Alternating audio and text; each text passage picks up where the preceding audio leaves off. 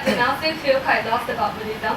And because there are many different questions, like where do I start? For one period of time when I attended a meditation workshop, I thought that meditation was the answer because like, you know, before you die, you need to have a clear mind and all that kind of thing. Then after that, I attended another lecture and then someone told me that you need to be clear of all the suttas because like, you know, that's where the basic thing is about. So, all this information, then I'm honestly not sure where to start. And I mean like my parents, and I ask them, then they go like, oh, you just be a good person, can already. So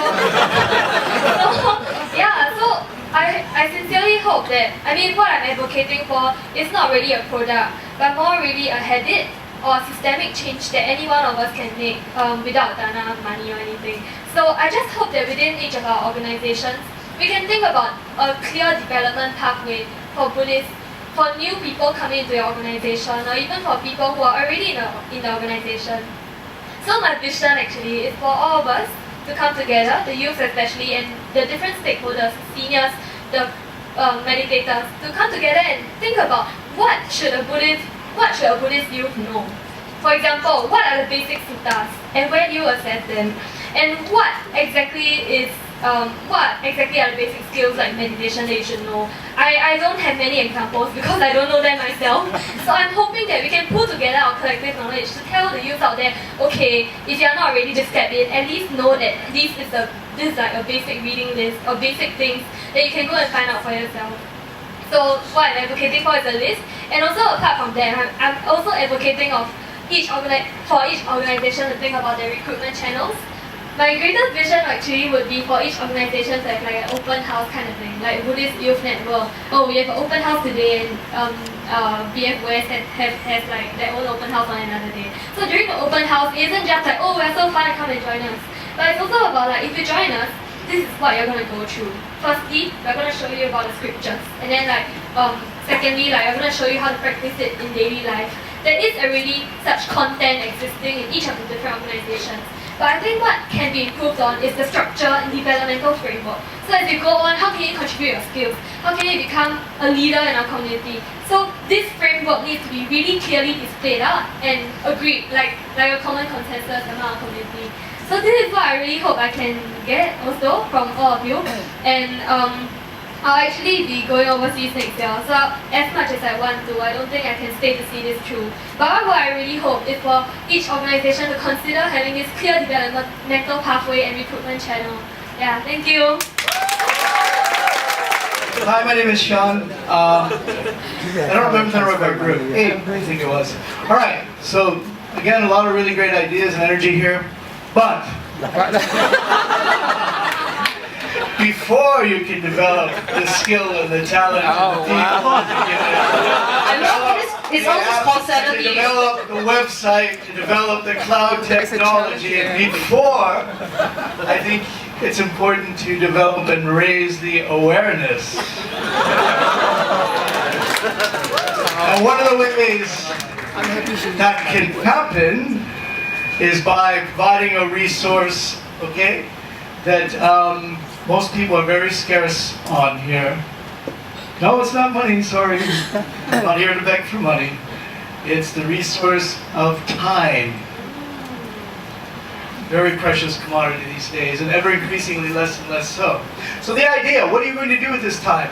Simply, you're going to gather up, commit to gathering in one place, sit down, and it'll be a public place, for about a half an hour. Okay? Lead Guardian journalist Niels Jordan called it, he was first very skeptical, but he called it the purest half hour of sanity that he'd ever experienced in Trafalgar Square in London ever. Because people appeared, they gathered suddenly, and for half an hour they sat mindfully and just breathed. And this is called a flash mob. It's called a meditation flash mob. Are you familiar with the flash mob concept? How many people have seen or heard of a flash mob before? Don't be shy. All right. Well, it's the same concept. You suddenly appear in a public place, high visibility, very high profile, yet instead of singing or dancing or all these other things, you just sit very mindfully. And as you can well imagine, if you've ever encountered such a thing, it does raise a bit of curiosity. People stop and pause to think. and it's an opportunity for them to become more aware of this practice and to inquire. The only resource I'm asking for here right now, it does require a resource, once again, your time and your commitment. Please, please give it to us. Cheers. Network and community. So Amanda will start off sharing what's the problem we're trying to solve first. Okay, so we all have a problem. And that has to be the identity crisis. Yeah, we have an identity crisis. Yes. So, what is this identity crisis all about, right? Do we all actually know what we are standing up for? We working in silos in our own organizations, we promoting our own stuff for the benefit of all of us.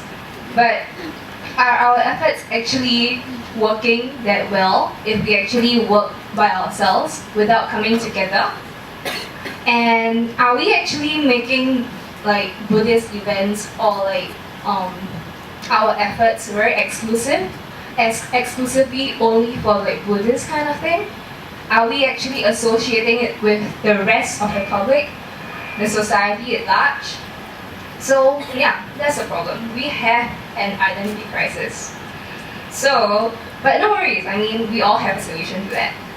So, our solution is to promote universal values that will actually strengthen the Buddhist identity in society. Okay, so we have this idea, right? Universal value, there are a lot. Buddhist values are all universal. So example is gratitude. So instead of having different organizations celebrating, say, Vesak Day, right, with different teams, we come together as one, collectively, to do something similar to what the other sir have said, like a flash mob. But instead of taking a very passive approach, we want to connect with people that are maybe nominal Buddhists or even non-Buddhist, so everyone can practice gratitude, right? So one of the activities that we propose is internal organization. Maybe instead of having just one Vesak Day, celebration, we can have an entire week of gratitude. So like SG50, how each companies have their own movement to celebrate the success of Singapore. We can have that idea for Buddhist organizations as well. So everyone goes to volunteer for the entire week to show gratitude for whichever charitable organization or people they want to show. So that's for internal self-realization. Then we also want to outreach, because I think we're assuming a lot that people will Google search, log on to the website, be very keen on Buddhism, but we first need to step up to create that awareness. So this is where we actively get people, nominal people, to join us, to show gratitude to anyone. So it's going to be a nationwide thing, where it's not just going to be at one place. We're going to promote it like maybe north, south, east, west, and then we do a flash mob. It can be giving flowers, giving a gift, etc. So details to be specified later on. And then Singwei will talk about how the marketing comes about. So basically it's a nationwide marketing. So of course there are different channels. One of the things that we actually thought about was like how we want to bring this across to everyone. It's not just Vesak Day. Like how Christians can have Christmas, right? It's a season, it's a joy of giving. So because we have an identity crisis, what we're going to do is that Vesak Day is going to be more of like a week thing, a gratitude week thing. So there were a few ideas shared out by our team members, like we can have joy of giving also, but in different ways, like through charity organizations, or for giving is also an act of gratitude. So how we're gonna work this out, right? Some marketing efforts are like YouTube channels. Nowadays, Singaporeans have actually very popular websites like Wow Banana, NOC. Yeah, through such channels. So it's a nationwide marketing thing. How we're going to do it is, if this works out, example, the three of us are proposing to all of you from different organizations. If these big organizations are agreeable to our idea, then we'll form a committee, two from every organization, and then these people will represent their organization to go and convince their own people for like the first year when we do this, this thing.